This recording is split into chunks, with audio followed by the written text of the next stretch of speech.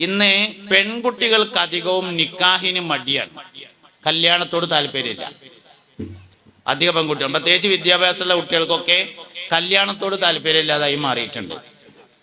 കല്യാണത്തോട് താല്പര്യമില്ലാതായതിന്റെ കാരണം അതിന്റെ കാഴ്ചപ്പാട് മാറിയതാണ്.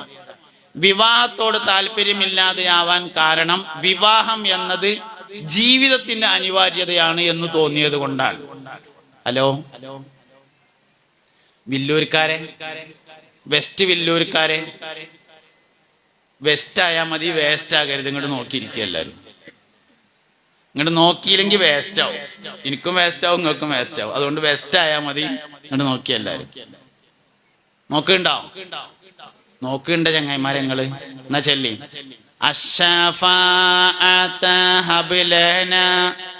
ഫിൽ ഖിയാമത്തി മുഷ്ഫിഖൻ വഹ്ലനാ ഇൻലായ സയ്യിദി ഖൈറൻ നബി ലാ ഇലാഹ ഇല്ലല്ലാഹു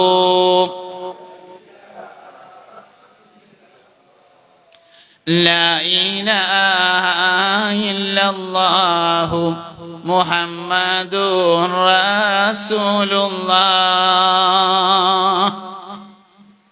നിക്കാഹിനോട്, വിവാഹത്തോട് അധികവും പെൺകുട്ടികൾക്ക് താല്പര്യം കുറഞ്ഞു വരുന്നുണ്ട് ഇന്ന്.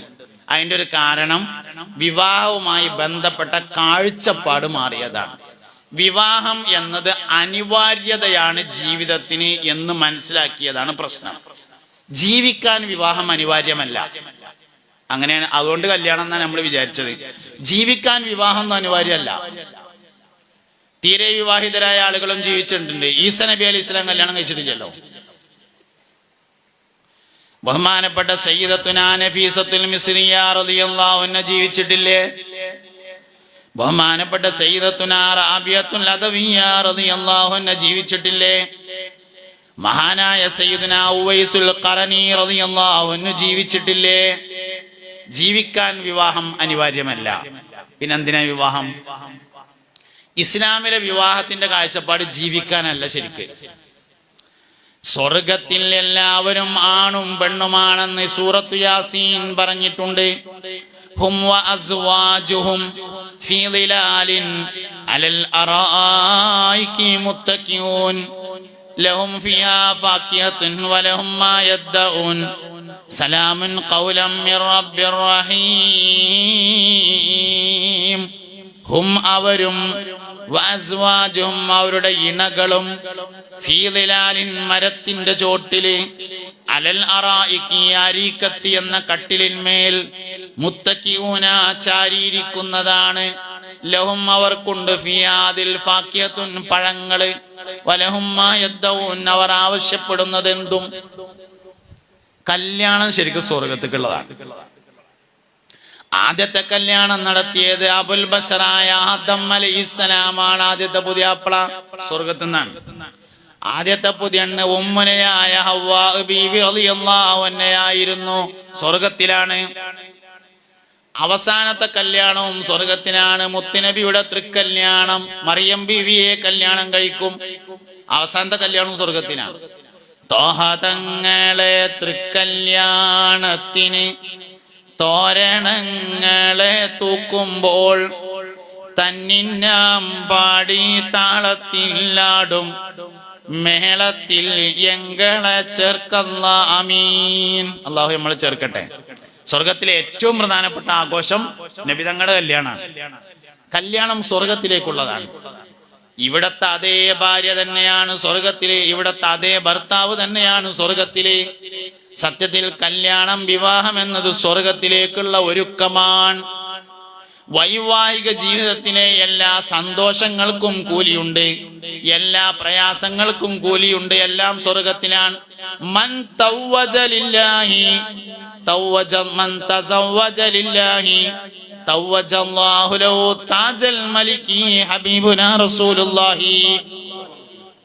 ആരെങ്കിലും അള്ളാഹുവിന് വേണ്ടി കല്യാണം കഴിച്ചാൽ നാളെ മഹ്ശറയിൽ വരുന്ന സമയത്ത് അവന് രാജാവിന് നൽകപ്പെടുന്നത് പോലെയുള്ള കിരീടം ധരിപ്പിക്കപ്പെടുന്നതാണെന്ന് അഷ്റഫുൽ വറാ ഹബീബുനാ റസൂലുള്ളാഹി സല്ലല്ലാഹു അലൈഹി വസല്ലമ തങ്ങൾ പറഞ്ഞിട്ടുണ്ട്. അതുകൊണ്ട് വിവാഹം ഒരിക്കലും ദുനിയാവിലേക്കുള്ളതല്ല, വിവാഹം സ്വർഗത്തിലേക്കുള്ളതാണ്. ഈ കാഴ്ചപ്പാടാണ്ട് പോയാല് കല്യാണം ഒരു ഭാരമായിട്ട് മാറും. കാഴ്ചപ്പാട് മാറിയാലാണ് വിവാഹം ഭാരമാകുന്നത്. അതുകൊണ്ട് ഒരിക്കലും ഇസ്ലാം ദീൻ അവതരിപ്പിക്കുന്ന വിവാഹം എന്ന കാഴ്ചപ്പാട് ദുനിയാവിലേക്കുള്ളതല്ല, അത് ആഖിറത്തിലേക്കുള്ളതാണ്, സ്വർഗത്തിലേക്കുള്ളതാണ്. വിവാഹവുമായി ബന്ധപ്പെട്ട ഏത് കാര്യത്തിനും കൂലി സ്വർഗത്തിലാ പറഞ്ഞിട്ടുള്ളത്. ഒരു പെണ്ണ് ഒരിക്കൽ ഗർഭിണിയായി പ്രസവിച്ചാൽ അവൾക്ക് 100 ഷഹീദിന്റെ കൂലി നൽകപ്പെടുമെന്നാണ്. ഒരു ഷഹീദ് എന്നൊക്കെ പറഞ്ഞാൽ എത്രയാ നിങ്ങള്? സയ്യിദു ശുഹദാ എന്ന പേരിൽ അറിയപ്പെടുന്ന ആള് ഹംസ റളിയല്ലാഹു അൻഹു ആണ്. ഉഹുദ് യുദ്ധത്തിൽ ഹംസ റളിയല്ലാഹു അൻഹുവിനെ വഹ്ശി കൊന്നിട്ട് നെഞ്ചത്ത് കയറിയിരുന്ന് നെഞ്ച് കുത്തിക്കീറിയിട്ട് അതിൽ നിന്ന് കരള് വലിച്ച് പുറത്തേക്കെടുത്ത് വായിലിട്ട് ചവച്ചു തുപ്പി. അതൊക്കെയാണ് ഷഹീദ് പറഞ്ഞാല്. ഹുബൈബ് റളിയല്ലാഹു അൻഹുവിനെ കഴുകുമരത്തിൽ കയറ്റിയിട്ട് 4 ഭാഗത്തു നിന്നും അമ്പെയ്തിട്ട് ശരീരം അരിപ്പ പോലെ തൂങ്ങിക്കിടന്നു. അതൊക്കെയാണ് ശുഹദാക്കന്മാര്. അങ്ങനത്തെ 100 ഷഹീദിന്റെ കൂലി ഒരിക്കൽ ഗർഭിണിയായി പ്രസവിച്ചാൽ അവൾക്ക് നൽകപ്പെടുന്നതാണ്. പോരെ? അതുകൊണ്ട് വിവാഹവുമായി ബന്ധപ്പെട്ട കാഴ്ചപ്പാട് മാറിയാൽ താല്പര്യം കുറയും. കാഴ്ചപ്പാട് ശരിയാണോ, എന്നാ പിന്നെ കുറച്ചൊക്കെ ബുദ്ധിമുട്ടുണ്ടെങ്കിലും കുഴപ്പമില്ല എന്ന് തോന്നും. ബുദ്ധിമുട്ടില്ലാതെ എന്താ കിട്ടുക? ഗൾഫ് പോവാതെ പൈസ കിട്ടും. ഗൾഫിൽ നിന്ന് എല്ലാവർക്കും പൈസ എങ്ങനെ നൂലുമ്പോ വരുന്നുണ്ട് നിങ്ങൾ കേട്ടുക്കണോ? ഇല്ല, അത് പോയിട്ട് അധ്വാനിച്ചാൽ തന്നെ കിട്ടുള്ളൂ. ബുദ്ധിമുട്ടില്ലാതെ എന്താ കിട്ടുക? 100 ഷഹീദിന്റെ കൂലിയാണ് കിട്ടുന്നുണ്ടെങ്കിൽ അതിനുള്ള ബുദ്ധിമുട്ടുണ്ടാവും. ഉറപ്പന്നല്ലേ? 100 ഷഹീദിന്റെ കൂലിയാണ് ഒരിക്കൽ ഗർഭിണിയായി പ്രസവിച്ചാലുള്ളത്. ഇങ്ങനെ ഓരോ കാര്യങ്ങൾക്കും അങ്ങനെ തന്നെയാണ്. ഒരാൾ തന്റെ ഭാര്യയുമായി ഇണചേർന്നാൽ അവന്റെ ചെറുദോഷങ്ങൾ പൊറുക്കപ്പെടും. ഒക്കെ സ്വർഗത്തുക്കുള്ള ഒരുക്കാണ് ശരിക്കത്. സ്വർഗത്തുക്കുള്ള ഒരുക്ക. പക്ഷെ നമ്മളതിനും ഗാനമേള നടത്തിയതിനിപ്പോ അള്ളാഹു തആല എന്ത് കാട്ടാനാ? സംഗതി സ്വർഗത്തുക്കുള്ള ഒരുക്കാണ്. അവിടെ ചെന്നിട്ട് ഗാനമേള. ഇവിടുന്ന് അത് നല്ല വട്ടത്തിൽ വെള്ളിയാഴ്ച രാവിലെ പള്ളിക്ക് വെച്ചിട്ട് സയ്യിദന്മാര്, ഉസ്താദന്മാര്, സാദാത്യങ്ങള്, നേതാക്കന്മാര്, കാരണന്മാരൊക്കെ സാന്നിധ്യത്തിൽ ഭംഗിയാക്കി ഉഷാറാക്കി അത്യാവശ്യം വേണ്ടപ്പെട്ടവരൊക്കെ അറിയിച്ച് നല്ല ഭക്ഷണമൊക്കെ ഉണ്ടാക്കി. അങ്ങനെ തന്നെ ഭക്ഷണം ഉണ്ടാക്കുന്നിടത്തൊന്നും പിശുക്കണമെന്ന് എനിക്ക് അഭിപ്രായമില്ല. പൈസ ഉള്ള ആളുകള് അവരുടെ വകയായുള്ള നല്ല ഭക്ഷണങ്ങള് സാമ്പത്തികമായി പ്രയാസമുള്ള ആൾക്കാർ ആ പേരിൽ തിന്നോട്ടെ എന്ന അഭിപ്രായമാണ് എനിക്കുള്ളത്. അത് ബിസ്ക്കറ്റും ചായ ആക്കേണ്ട ആവശ്യമൊന്നുമില്ല. എൻ്റെ അഭിപ്രായമാണ്. നിങ്ങൾക്ക് നിങ്ങളെ അഭിപ്രായം പോലെ ചെയ്യട്ടോ. വേറുള്ളവർക്കൊക്കെ പൈസ ചെലവാക്കുന്നുണ്ട്. നിക്കാവിൻ്റെ അവിടെ ചെന്നപ്പോ പൈസ ചുരുക്കാന്നും പറഞ്ഞാണ്ട് ബിസ്ക്കറ്റും ചായ. അത് നല്ല നിലക്കൊരു മട്ടത്തില് ആർഭാടം വേണ്ട, ധൂർത്തും വേണ്ട. ആവശ്യത്തിന് ഭക്ഷണം കൊടുക്കലോ വിരുന്നുകാരെ ഇക്രാം ചെയ്യലോ ഒരിക്കലും ധൂർത്തൊന്നല്ല. അപ്പൊ അതൊരു മര്യാദക്കുള്ള ഭക്ഷണമൊക്കെ ഉണ്ടാക്കിയിട്ട് ഓൻ്റെ അടുത്ത് സാമ്പത്തികം ഉണ്ട്, ആൾക്കാർ നല്ലത് തിന്നോട്ടെ, എന്താ അതിന് കുഴപ്പം? കൊണ്ടുപോയി കൊട്ടാൻ പാടില്ല, അത് ധൂർത്താവും. കുറച്ച് കുറേ ഉണ്ടാക്കിയാണ്ട് ആൾക്കാരെ കാണിച്ചിട്ട് ഒരു തലക്കൊന്നൊന്നിങ്ങനെ എടുത്തു നോക്കിയാണ്ട് ബാക്കി കൊണ്ടുപോയി കൊട്ടി, അങ്ങനൊന്നും ചെയ്യാൻ പാടില്ല എന്ന് മാത്രം. നല്ല ഭക്ഷണം ഉണ്ടാക്കുന്നതിനോ കൊഴുക്കുന്നതിനൊന്നും ഒരു കുഴപ്പമില്ല. കാരണം അവൻ സ്വർഗത്തിലേക്കുള്ള ഒരുങ്ങാണ്. അപ്പൊ അതിനനുസരിച്ചുള്ള ഭക്ഷണം കാര്യങ്ങളൊക്കെ ഉണ്ടാക്കി ആളുകൾക്ക് നല്ലവർക്ക് കൊടുത്തു. അതിനൊന്നും ഒരു വിരോധമില്ല. എന്തായാലും അത് സ്വർഗത്തിലേക്കുള്ള ഒരുക്കാണ് വിവാഹം തന്നെ സംഗതി. ഈമാനിന്റെ സ്ഥാനത്താണ് നിക്കാഹ് വരിക. നിങ്ങളിത് നല്ലോണം മനസ്സിലാക്കിക്കോളി. എന്താ ബാക്കിയില്ലാത്തത്? എന്താ ഒക്കെ ശരിക്കന്നല്ലേ ഈ പറഞ്ഞേ.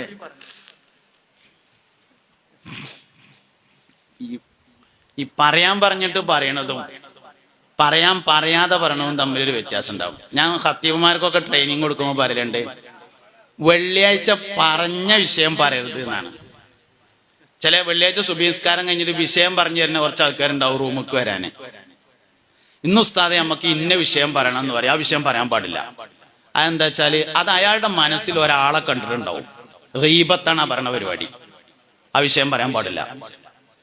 അപ്പൊ ഞാൻ ഖത്തീബുമാർക്കൊക്കെ ട്രെയിനിങ് കൊടുക്കുമ്പോൾ പറയലുണ്ട്, കമ്മിറ്റിക്കാർക്ക് അറിയിപ്പ് നൽകാം, പക്ഷെ കടലാസിൽ എഴുതി തരണം അതിങ്ങനെ ജുമ കഴിഞ്ഞിട്ട് ഇങ്ങനെ പറയുമ്പോൾ ആ കടലാസ് ഇങ്ങനെ കയ്യിൽ പിടിച്ചിട്ട് വിഷയം പറഞ്ഞതിന് ശേഷം എന്ന് സെക്രട്ടറി അറിയിച്ചിരിക്കുന്നു എന്ന് പറയണം. കടലാസ് ഇങ്ങനെ കാട്ടിയിട്ട് സെക്രട്ടറിക്ക് പറയാനുള്ളത് സെക്രട്ടറി തന്നെ പറയാം. ഖത്തീബിന് പറയാനുള്ളത് ഈമാൻ തഖ്വ വർദ്ധിപ്പിക്കാനുള്ള കാര്യമാണ്. അത് മറ്റുള്ളവരുടെ ഗീബത്താവാൻ പാടില്ല. ഈ പറഞ്ഞു തരുന്ന വിഷയങ്ങൾക്ക് അങ്ങനെ ഒരു പ്രശ്നമുണ്ട്, ഞാൻ പറയാറില്ല. ഞാൻ പറയുന്ന വിഷയം ഈമാനിന്റെ ശാഖകളെ നമ്മൾ സൂക്ഷിക്കണം. ഈമാനിന് ഒരുപാട് ശാഖകളുണ്ട്, 70 ചില്ലാനം. എല്ലാം മനുഷ്യന്റെ പെരുമാറ്റക്കാരം, എല്ലാം മനുഷ്യന്റെ പെരുമാറ്റങ്ങളിൽ പെട്ടതാണ്. അതൊക്കെ നല്ലോണം സൂക്ഷിക്കണം. ഈമാൻ കുറഞ്ഞു വരുന്നുണ്ട്, ഈമാൻ കുറഞ്ഞു വരുന്നുണ്ട്. ഇന്നിപ്പോ കുട്ടികളാരും നേരങ്ങത്തിൽ പോണില്ല, ഒക്കെ ചാടിയിട്ടാണ് പോണത് എന്നാ കേട്ടത്. ഒന്നെങ്കിൽ റബ്ബറും പാല് കുടിച്ചിട്ടുണ്ടാവും, അല്ലെങ്കിൽ തവളയാകാൻ പഠിച്ചിട്ടുണ്ടാവും. അപ്പോഴല്ല ചാടുക. തവളയാകാൻ പഠിച്ചാ ചാടും, റബ്ബർ പാല് കുടിച്ചാലും ചാടും. നടന്നു പോണില്ല, ഒക്കെ ചാടിയിട്ടാ പോണത് എന്നാ. എന്താ കാരണം? ഒരു കാര്യം ഞാൻ പറയട്ടോ, ഒരു കാര്യം ഞാൻ പറയാം. പ്രണയവിവാഹങ്ങൾ എന്ന് പറയുന്നത് അവസാനം പരാജയപ്പെടുന്നതാണ്. എന്തുകൊണ്ടാണ് അത് അവസാനം പരാജയപ്പെടുമെന്ന് പറയാൻ കാരണം ഒരു ഹദീസ് കൊണ്ടാണ്. മാ നബത ഫിൽ ഹറാമി ഫഹുവ ഔലാ ബിന്നാർ എന്നതാണ് ഹദീസ്. മാ നബത ഫിൽ ഹറാമി, ഹറാമിൽ തുടങ്ങിയത്, ഫഹുവ ഔലാ ബിന്നാർ, അത് നരകത്തിലേ അവസാനിക്കുകയുള്ളൂ. ഹറാമിലാണ് തുടങ്ങുന്നത്. കാണൽ ഹറാമല്ലട്ടോ, നോക്കൽ ഹറാമാണ്. 9:25 ബസ് കാത്തു നിന്നപ്പോൾ ഒരു പെണ്ണിനെ കണ്ടു, ഒരു കുഴപ്പമില്ല. തിങ്കളാഴ്ച. ചൊവ്വാഴ്ചയും 9:25 ബസ് കാത്തു നിന്നപ്പോൾ ഒരു പെണ്ണിനെ കണ്ടു, ഒരു കുഴപ്പമില്ല. ബുധനാഴ്ചയും ബസ് കാത്തു നിന്നപ്പോൾ ഒരു പെണ്ണിനെ കണ്ടു, ഒരു കുഴപ്പമില്ല. വ്യാഴാഴ്ച കാണാൻ വേണ്ടി ബസ് കാത്തു നിന്നു, അന്ന് മുതൽ ഹറാമായി. പ്രണയം ഹറാമിൽ തന്നെയാണ് തുടങ്ങുന്നത്, അല്ലാന്ന് പറയരുത്. ലൈംഗിക ബന്ധം ഉണ്ടായിട്ടില്ല എന്നുള്ളത് ശരിയായിരിക്കും. എന്നാൽ അൽ ഐനാനി സിനാഹുമാ അന്നദറു ഹബീബുനാ റസൂലുള്ളാഹി, കണ്ണിന്റെ വ്യഭിചാരം നോട്ടമാണെന്ന് മുത്തുനബി സല്ലല്ലാഹു അലൈഹി വസല്ലമ പറഞ്ഞിരിക്കുന്നു. കണ്ണിന്റെ വിചാരം നോട്ടാണ്. വൽ യദാനി സിനാഹുമാ അൽ ബത്ഷു, കയ്യിന്റെ വ്യഭിചാരം തൊടലാകുന്നു.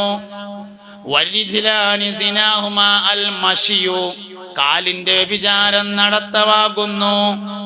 വല്ലിസാനു സിനാഹുമാ അൽ കലാം, നാവിന്റെ വ്യഭിചാരം സംസാരമാകുന്നു.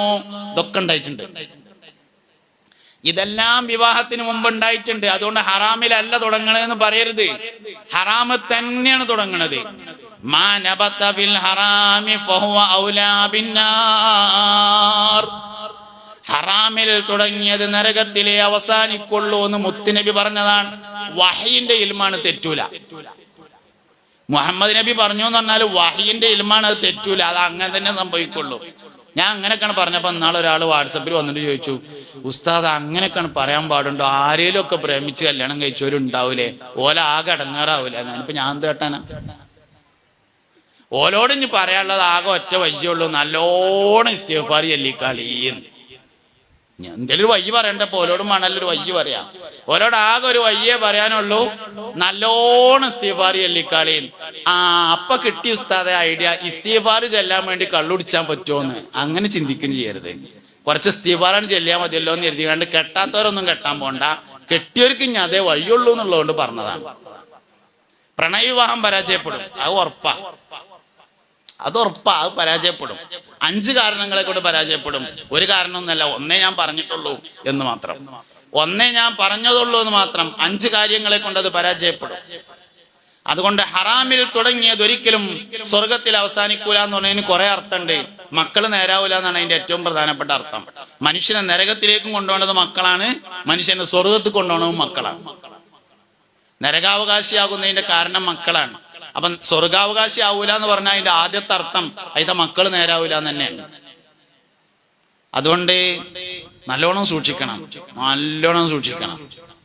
എന്നാ അങ്ങനെ ആയി എല്ലാ വ്യാപകമായതുകൊണ്ട് ആലാലാകണ കാര്യമൊന്നുമില്ല. എല്ലായിടത്തും ഇപ്പൊ അങ്ങനെ ആയില്ല, അതുകൊണ്ട് ഇപ്പൊ ഒന്നൊന്നും പറഞ്ഞിട്ട് കാര്യമില്ല. വ്യാപകമായതിനാൽ അനുവദിക്കപ്പെട്ട കാര്യങ്ങൾ കണ്ടൊന്നും ശരീഅത്തിൽ ഇസ്ലാമിലൊന്നുമില്ല. അതുകൊണ്ട് സംഗതി അത് മോശം തന്നെയാണ്. ഒറിജിനൽ നിക്കാഹ് വാപ്പി ഇമ്മിയും തെരഞ്ഞുപോയി കണ്ടിട്ടുള്ള നിക്കാഹ് സ്വർഗത്തിലേക്കുള്ള ഒരുക്കമാണ്. അതുകൊണ്ട് ഈമാന്റെ കാര്യത്തിൽ നല്ലോണം സൂക്ഷിക്കണം. ഈമാൻ എന്ന് പറയുന്നതിന് ഒരു അടിസ്ഥാനമുണ്ട്. വകുല്ലു മാ ആതാ ബിഹി റസൂലു ഫഹഖ്ഖു തസ്ലീമു വൽ ഖബൂലു.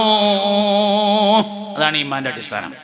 സയ്യിദുന അഹ്മദ് അൽ മർസൂഖി റളിയല്ലാഹു അൻഹുവിന് കിഫായത്തുൽ ഈമാൻ, കിഫായത്തുൽ അവാം എന്നീ പേരുകളുള്ള ഒരു കിതാബുണ്ട്. ഈമാനിനെ വളരെ ചുരുക്കി പറഞ്ഞ കിതാബ്. അതിലൊരു വരിയാ ഞാൻ ചൊല്ലിയത്. ഈമാന്റെ അടിസ്ഥാനം മുഹമ്മദ് നബിയോടുള്ള താല്പര്യമാണ് സല്ലല്ലാഹു അലൈഹി വസല്ലം. അള്ളാഹുവിൽ വിശ്വാസം ഉണ്ടായിട്ട് മുഹമ്മദ് നബിയിൽ വിശ്വാസം ഉണ്ടാവില്ല. മുഹമ്മദ് നബിയിൽ വിശ്വാസം വന്നാൽ അള്ളാഹുവിൽ വിശ്വാസം വരെ ചെയ്യുള്ളൂ. അബൂബക്കർ സിദ്ദീഖ് റളിയല്ലാഹു അൻഹു ഇസ്ലാമിലേക്ക് വന്നു. അള്ളാഹുവിൽ വിശ്വാസം ഉള്ളതുകൊണ്ട് മുഹമ്മദ് നബിയിൽ വിശ്വസിച്ചതല്ല. മുഹമ്മദ് നബി സല്ലല്ലാഹു അലൈഹി വസല്ലമയിൽ വിശ്വാസം വന്നതിനാൽ അള്ളാഹുവിൽ വിശ്വസിച്ചതാണ്.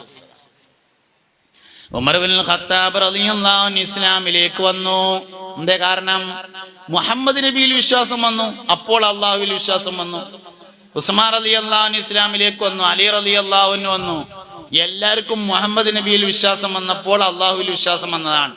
അള്ളാഹുവിൽ വിശ്വാസം വന്നിട്ട് മുഹമ്മദ് നബിയിൽ വിശ്വാസം വരൂല.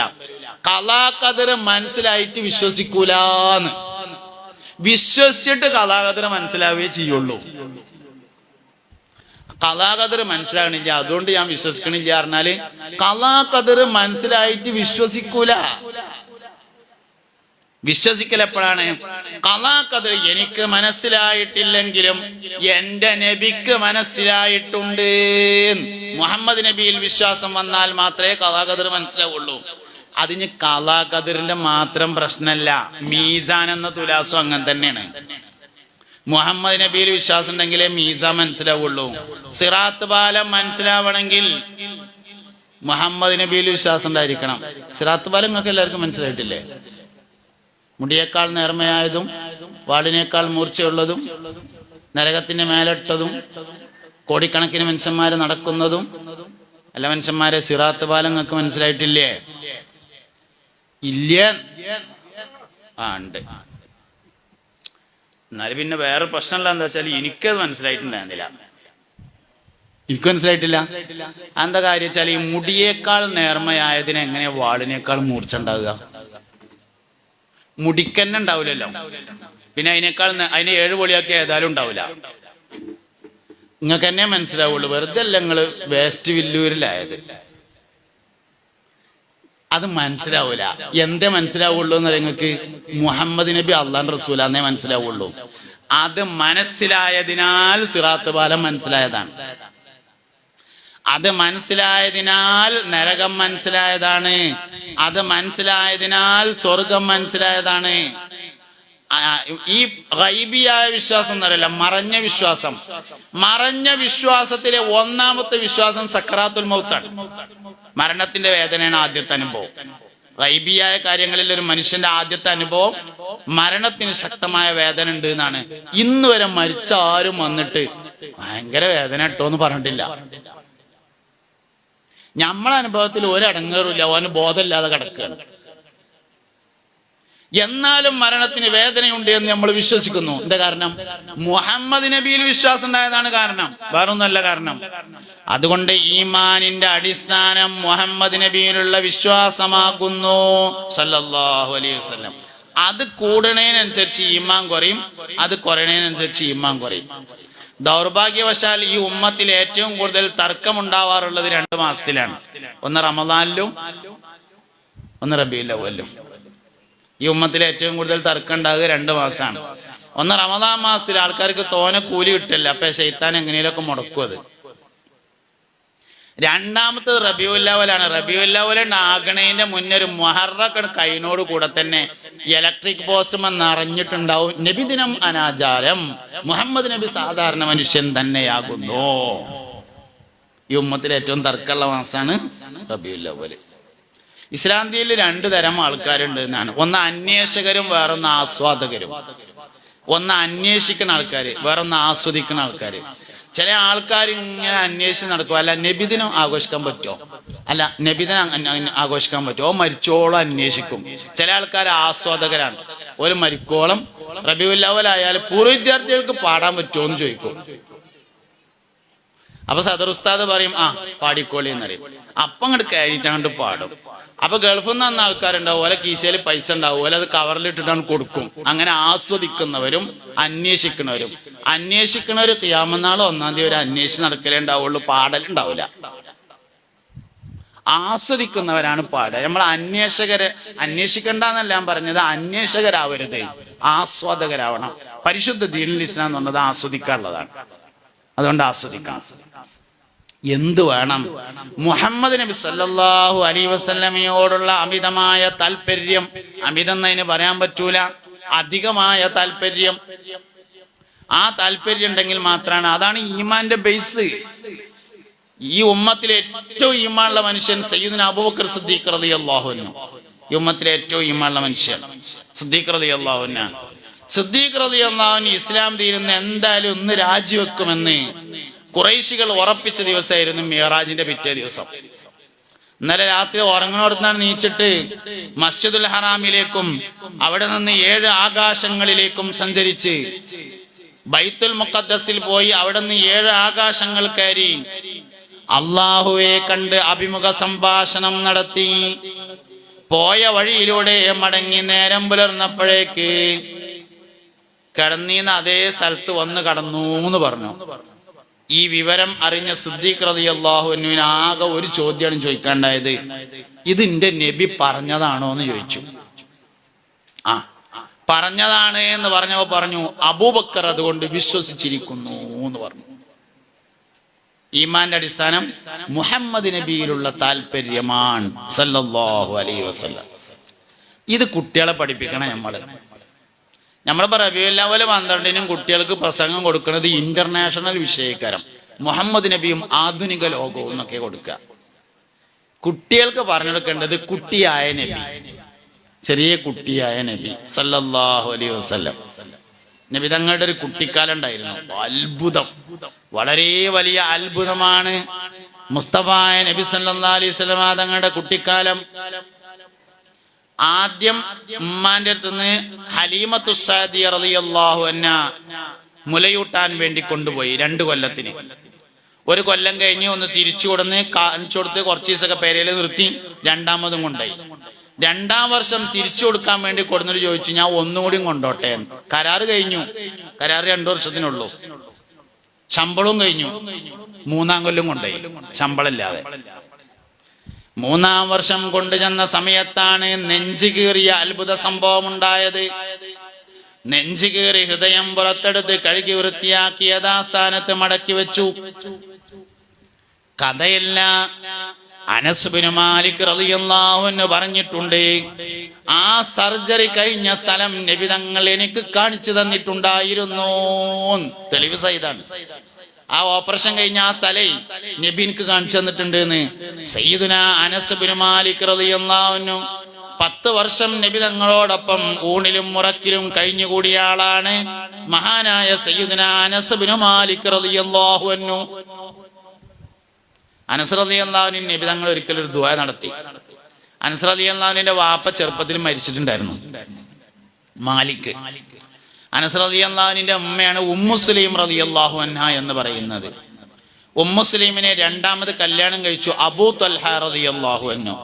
നിങ്ങൾക്ക് ഏറ്റവും നല്ല ഒരു ഭാര്യയെയും ഭർത്താവിനെയും കാണണമെങ്കിൽ അബൂ ത്വൽഹയെയും ഉമ്മു സുലൈമിനെയും അബൂ സുലൈമിനെയും നോക്കണം എന്ന് മുത്തുനബി പറഞ്ഞു സല്ലല്ലാഹു അലൈഹി വസല്ലം.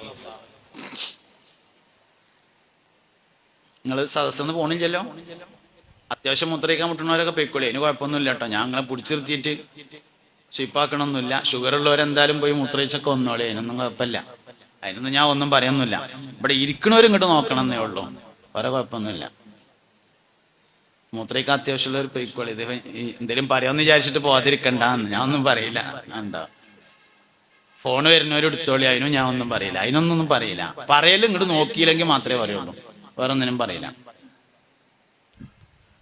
അപ്പൊ ഇങ്ങോട്ട് നോക്കി എന്താണെന്ന് വെച്ചാൽ നോക്കിയില്ലെങ്കിൽ നിങ്ങൾക്ക് ഇതുകൊണ്ട് കാര്യം ഉണ്ടാവില്ല. അതുകൊണ്ടാണ് ഈ നോക്കാൻ പറയണത്.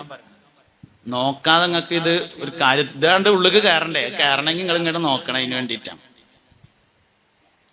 അനസ് റളിയല്ലാഹു അൻഹുവിന്റെ വാപ്പ മാലിക് എന്നവർ ചെറുപ്പത്തിൽ മരിച്ചു. അങ്ങനെ അനസ് റളിയല്ലാഹു അൻഹുവിന്റെ ഉമ്മ ഉമ്മു സുലൈം റളിയല്ലാഹു അൻഹയെ രണ്ടാമത് അബൂ ത്വൽഹ കല്യാണം കഴിക്കുകയാണ്. ഈ ഉമ്മു സുലൈമിന്റെ കഥ നിങ്ങൾ കേട്ടിട്ടുണ്ടാവും. കുട്ടി മരിച്ചിട്ട് ഭർത്താവിനോട് ഞാൻ പറഞ്ഞോളാന്ന് പറഞ്ഞങ്ങാണ്ട് ആരെയും പറയാനേക്കാതെ അവസാനം ശാരീരിക ആവശ്യങ്ങൾക്കൊക്കെ സൗകര്യം ചെയ്തു കൊടുത്തിട്ട് അവസാനം പറഞ്ഞ് നബി തങ്ങളോട് ചെന്ന് പരാതി പറഞ്ഞ് ആ ആളാണ് അബൂ ത്വൽഹ. അവരുടെ ഭാര്യയാണ് ഉമ്മു സുലൈം. സ്വർഗാവകാശികളായ ഒരു ഭാര്യയെയും ഭർത്താവിനെയും കാണണമെങ്കിൽ അബൂ സുലൈമിനെയും ഉമ്മു സുലൈമിനെയും കാണണം എന്ന് നബി തങ്ങൾ പറയേണ്ടായിട്ടുണ്ട്. ആ ആൾക്കാരാണിത്. അവരുടെ മകനാണ്. അതിലെ ഭർത്താവ് അബൂ ത്വൽഹയാണ്. ഈ ഉമ്മു സുലൈം അവരുടെ ഭാര്യയായ ഉമ്മു സുലൈമിനെ ആദ്യം കെട്ടിയെന്നതാണ് അനസ് റളിയല്ലാഹു അൻഹുവിന്റെ വാപ്പ മാലിക്. അതിലുണ്ടായ കുട്ടിയാണ് അനസ് റളിയല്ലാഹു അൻഹു. ഉമ്മാനെ രണ്ടാമത് കെട്ടിച്ചു. അങ്ങനെ അബൂ ത്വൽഹയുടെ കൂടെ ഉമ്മ പോവുകയാണ്, ഉമ്മു സുലൈം. അപ്പൊ ഒരു തർക്കമുണ്ടായി. അനസിനെ കൊണ്ടോണോ തറവാട്ടിനെ നിർത്തണം? തറവാട്ടുകാർ പറഞ്ഞു ഇവിടെ നിർത്തിയാൽ മതി എന്ന്. ഉമ്മാക്കും അബൂ ത്വൽഹയും കൊണ്ടോവും വേണം. അങ്ങനെ തർക്കമായി. തർക്കം തീർക്കാൻ അവസാനം ഒരു തീരുമാനം എടുത്തു. നബിന്റെ അടുത്ത് കൊണ്ടാക്കുക സല്ലല്ലാഹു അലൈഹി വസല്ലം. എന്നാ തറവാട്ടിലേക്ക് വേണമെങ്കിൽ ഓർക്കും പോയി കാണാം, ഉമ്മാക്കുവാണെങ്കിൽ ഉമ്മാക്കും എളാപ്പാക്കുവാണെങ്കിൽ എളാപ്പാക്കും പോയി കാണാം. അങ്ങനെ തീരുമാനമായി. അങ്ങനെ അബൂ ത്വൽഹ എളാപ്പ അനസ് റളിയല്ലാഹു അൻഹുവിനെ നബി തങ്ങൾ എടുത്ത് കൊടുത്തിട്ട് നബിന്റെ അടുത്ത് ആക്കിയിട്ട് പറഞ്ഞു, അല്ലാഹുവിന്റെ റസൂലേ അനസുമോൻ ഇവിടെ നിന്നോട്ടെ, നിങ്ങൾ ഓന് വേണ്ടി ഒന്ന് ദോരക്കണം എന്ന് പറഞ്ഞു. അപ്പൊ അങ്ങനെ തലമ്മ കയ്യച്ചിട്ട് ദോരന്നു. അല്ലാഹുമ്മ ബാരിക് ലഹു ഫീ മാലിഹി വ ഔലാദിഹി എന്ന് തോരുന്നു. 10 വർഷം നബി തങ്ങളോടൊപ്പം കഴിച്ചു കൂട്ടി. വളരെ ചെറിയ പ്രായത്തിൽ വന്നിട്ട് 10 കൊല്ലം. ഖദീജ ബീവി റളിയല്ലാഹു ആയിഷ ബീവി റളിയല്ലാഹു അൻഹയും നബി സല്ലല്ലാഹു അലൈഹി വസല്ലമയും ഒരു തലയണയിൽ തല വെച്ച് ഇങ്ങോട്ട് കിടക്കുമ്പോൾ അതേ തലയണയിൽ തല വെച്ച് അങ്ങോട്ട് കിടക്കുന്ന പ്രായം മുതൽ, അത്രയും ചെറുപ്പം മുതൽ 10 കൊല്ലം നബിയോടൊപ്പം താമസിച്ചു അനസ് ബിൻ മാലിക് റളിയല്ലാഹു അൻഹു. തലയിൽ ഇങ്ങനെ കൈവച്ചിട്ട് തോരുന്നു, അല്ലാഹുമ്മ ബാരിക് ലഹു ഫീ മാലിഹി വ ഔലാദിഹി. പടച്ചോനെ അനസിന് മുതലിലും മക്കളിലും ബറക്കത്ത് ചെയ്യണേ എന്ന് തോരുന്നു. മദീനയിൽ എല്ലാവരുടെയും ഈത്തപ്പനത്തോട്ടം വർഷത്തിൽ ഒരു തവണ കായ്ക്കുമ്പോൾ അനസ് റളിയല്ലാഹു അൻഹുവിന്റെ തോട്ടം കൊല്ലത്തിൽ 2 പ്രാവശ്യം കായ്ക്കും. മദീനയിൽ എല്ലാവരുടെയും ഈത്തപ്പനത്തോട്ടം കൊല്ലത്തിൽ 1 പ്രാവശ്യം കായ്ക്കുമ്പോ അനസ് റളിയല്ലാഹു അൻഹുവിന്റെ തോട്ടം കൊല്ലത്തിൽ 2 പ്രാവശ്യം കായ്ക്കുമായിരുന്നു. മുതലിലെ ബർക്കത്ത്, മക്കളിലെ ബർക്കത്ത് കേട്ടോ നിങ്ങൾക്ക്. അനസ് റളിയല്ലാഹു അൻഹുവിന് 100 ചില്ലാനം മക്കളുണ്ടായി എന്നും എല്ലാവരും ഖുർആൻ 30 കാണാതെ പഠിച്ച ഹാഫിളീങ്ങളായിരുന്നു എന്നുമാണ്. പോയി ചോദിച്ചപ്പോ പൂക്കാലം കൊടുക്കാന്നറിയില്ലേ? മരിക്കുമ്പോ ഒരു കലിമയല്ല നമുക്ക് എല്ലാവർക്കും ആഗ്രഹമല്ലേ? ഒരു കലിമ അതിന് മുണ്ടൂല. മരിക്കുമ്പോ ഒരു കലിമയല്ല നമുക്ക് എല്ലാവർക്കും ആഗ്രഹമല്ലേ? തലട്ടിയാ മതി, ഒച്ചുണ്ടാക്കണ്ട. ഉണ്ട്. അള്ളാഹു പരിപൂർണ ഈമാനോടുകൂടെ നമ്മളെല്ലാരും മൗത്താക്കി തരട്ടെ. എന്നാൽ മരിക്കുമ്പോൾ 1000 ലാ ഇലാഹ ഇല്ലല്ലാഹ് ചൊല്ലിയ ഒരാളുണ്ട്. ആനക്കര കോയക്കുട്ടി മുസ്ലിയാർ എന്ന സമസ്തയുടെ പ്രസിഡന്റ്. എന്തേ കാരണം? ചാപ്പനങ്ങാടി വാപ്പോലിയര ദിക്ർ ഹൽക്ക ജീവിതകാലം മുഴുവനും കൊണ്ടു നടന്ന ആളാണ്. തിങ്കളാഴ്ച രാത്രി ഇവിടെ പിന്നെ ചാപ്പനങ്ങാടി ദിക്ർ ഹൽക്ക ഉണ്ട് പറഞ്ഞു. ബഹുമാനപ്പെട്ട കോയക്കുട്ടി ഉസ്താദ് ചാപ്പനങ്ങാടി ഉസ്താദിന്റെ മുരീദായിരുന്നു. 1000 ലാ ഇലാഹ ഇല്ലല്ലാഹ് 1000 ലാ ഇലാഹ ഇല്ലല്ലാഹ് കൊണ്ടു നടക്കാൻ വേണ്ടി ജീവിതകാലം മുഴുവൻ നടന്നു. ചാപ്പനങ്ങാട് ദിക്ർ ഹൽക്കുള്ള പള്ളിയിലൊക്കെ വാർഷികത്തിന് പോകും, പുതിയതായി സ്ഥാപിക്കാൻ വേണ്ടി പോകും, അതിന്റെ ദ്വാരക്കാൻ വേണ്ടി പോകും. മരണപ്പെടുന്നതിന്റെ മുമ്പ് മക്കളെയും പേരക്കുട്ടികളെയും വിളിച്ചിരുത്തി, എല്ലാരും വിളിച്ചിരുത്തിയിട്ട് ചാപ്പനങ്ങാട് ദിക്ർ ഹൽക്കാണ് നടത്തി 1000 ലാ ഇലാഹ ഇല്ലല്ലാഹ് ചൊല്ലിയിട്ട് ഈ ലോകത്തോട് വിട പറഞ്ഞു മഹാനായ കോയക്കുട്ടി ഉസ്താദ്. അള്ളാഹു അവരുടെ ദറജ ഉയർത്തട്ടെ, അവരുടെ മദദ് ഫൈദാനിനെ അള്ളാഹു നമ്മളിലേക്കും വർഷിപ്പിച്ചു തരട്ടെ. കൂട്ടത്തിൽ ഓർമ്മ എന്നോ പറഞ്ഞതാണ്, ഒഴിവുണ്ടാകുമ്പോ ഒന്ന് പോയി ചെല്ലിക്കൊളി. ജീവിതകാലത്ത് ഏറ്റവും കൂടുതൽ പറയുന്നത് എന്താണോ അതാണ് മരിക്കുമ്പോ പറയാം. ഒരു തർക്കമില്ല. ജീവിതത്തിൽ ഏറ്റവും കൂടുതൽ പറയുന്ന വാക്ക് ഏതാണോ ആ വാക്കായിരിക്കും മരിക്കുമ്പോൾ പറയുക. അതുകൊണ്ട് ഒഴിവുള്ളവരൊക്കെ ഒന്ന് പോയി പങ്കെടുത്താൽ നല്ലതാണ്. വെറും മൗലവിമാരുട്ടികൾക്കും മുക്രിക്കും ഖത്തീബിനും മാത്രമുള്ള പരിപാടിയാക്കി മാറ്റണ്ട. അങ്ങനെങ്കിലും അങ്ങനെ നടക്കട്ടെ, അത് വേറെ കാര്യം. നാട്ടിൻ്റെ ഒരു ഐശ്വര്യം തന്നെയാണ്. അങ്ങനെങ്കിലും അങ്ങനെ നടന്നോട്ടെ. എന്നാലും ഒരു ഒഴിവുള്ളവരൊക്കെ ഒന്ന് പോയിട്ട് കൂടിയാൽ, ഇനി ഒഴിവ് അതിനായിട്ട് ഉണ്ടാവുന്നില്ല കേട്ടോ, അത് ഉണ്ടാക്കലാണ്. അതിനായിട്ട് ഇപ്പോൾ ഒരു ഒഴിവ് നമുക്ക് കിട്ടലൊന്നും ഉണ്ടാവില്ല. അപ്പൊ അതുകൊണ്ട് കാര്യങ്ങൾ ശ്രദ്ധിക്കാം. മുഹമ്മദ് നബി സല്ലല്ലാഹു അലൈഹി വസല്ലമയോട് അപ്പൊ അനസ് റളിയല്ലാഹു അൻഹു അങ്ങനെ ഉണ്ടായെന്നാണ്. അത് മാത്രം അറിഞ്ഞുകൊണ്ട് 103 വയസ്സ് അനസ് റളിയല്ലാഹു അൻഹു ജീവിച്ചു എന്നാണ് ഒരഭിപ്രായം. വേറെ അഭിപ്രായത്തിൽ 110 കൊല്ലം ജീവിച്ചിട്ടുണ്ട്. വേറെ അഭിപ്രായത്തിൽ 120 കൊല്ലം ജീവിച്ചിട്ടുണ്ട്. മറ്റൊരഭിപ്രായത്തിൽ 130 കൊല്ലം ജീവിച്ചിട്ടുണ്ട്. പഴയകാലത്തെ ആലിമ്യങ്ങൾ വയല് പറയുമ്പോൾ 150 കൊല്ലം ജീവിച്ചു എന്ന് പറയാറുണ്ടായിരുന്നു അനസ് റളിയല്ലാഹു അൻഹു. സഹാബത്തിൽ ഏറ്റവും കൂടുതൽ കാലം ജീവിച്ചത് സൽമാൻ അൽ ഫാരിസിയാണ്, 200 കൊല്ലം. അതിന്റെ നേരെ താഴെയുള്ള ആള് അനസ് ബിൻ മാലിക് റളിയല്ലാഹു അൻഹു, 150 കൊല്ലം. 150ാമത്തെ വയസ്സിലും തലയിലെ ഒരു മുടി നരച്ചിട്ടില്ല. നബി തങ്ങൾ തലമ്മ കൈവച്ചതായിരുന്നു കാരണം സല്ലല്ലാഹു അലൈഹി വസല്ലം. ഇതുകൊണ്ട് കയറാതെ ഈമാൻ കയറൂല. മുഹമ്മദ് നബി കയറാതെ ഈമാൻ കയറന്നില്ല, അങ്ങനെ വിചാരിക്കേ വേണ്ട. മുഹമ്മദ് നബി സല്ലല്ലാഹു അലൈഹി വസല്ലം കയറാതെ ഈമാൻ കയറൂല. അശ്റഖൽ ബദ്റു അലൈനാ ഫഖതഫത് മിൻഹുൽ ബുദൂറു مثل حسنك ما رأينا قط يا وجه سروري يا نبي سلام عليكم يا رسول سلام عليكم يا حبيب سلام عليكم صلوات الله عليكم.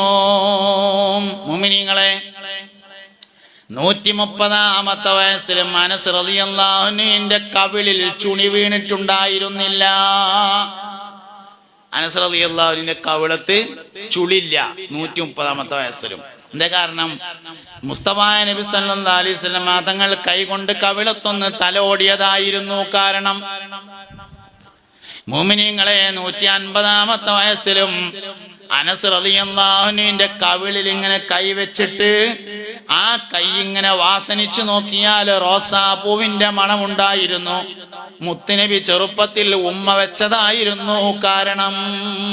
മുഹമ്മദ് നബി കയറാതെ ഈമാൻ കയറൂല കേട്ടോ. അങ്ങനെ ആഗ്രഹിക്കേ വേണ്ട. ആണുങ്ങളെ, പെണ്ണുങ്ങളെ, ചെറുപ്പക്കാരെ, കുട്ടികളെ.